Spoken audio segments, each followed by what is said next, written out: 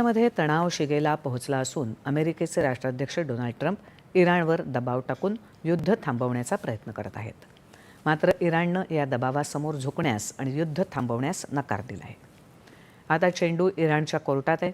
दिलेली मुदत आज संपते. त्याआधी इराणनं निर्णय घ्यावा असं अमेरिकेचे उपराष्ट्राध्यक्ष JD व्हान्स यांनी म्हटलं आहे. इंधन पुरवठा सुरळीत होण्याच्या दिशेनं इराणनं योग्य निर्णय घ्यावा अशी अपेक्षा त्यांनी व्यक्त केली आहे. इराणनंही अमेरिकेला कठोर प्रत्युत्तर दिले. देशाच्या रक्षणासाठी तब्बल 1,40,00,000 अधिक नागरिकांनी आपल्या प्राणांचं बलिदान देण्याची तयारी दर्शवली. इराणचे राष्ट्राध्यक्ष मसूद पेझेशकियान यांनी समाजमाध्यमांवर ही माहिती दिली आहे. अमेरिकेच्या निर्वाणीच्या इशाऱ्यावर इराणनं माघार घ्यायला नकार दर्शवला आहे.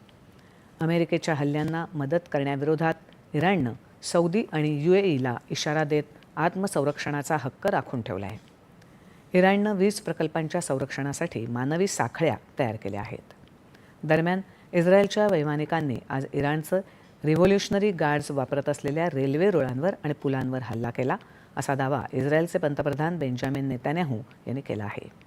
आम्ही सत्तेचं संतुलन एका टोकाकडून दुसऱ्या टोकाकडे बदलत आहोत असं त्यांनी म्हटलं आहे. इराणमधील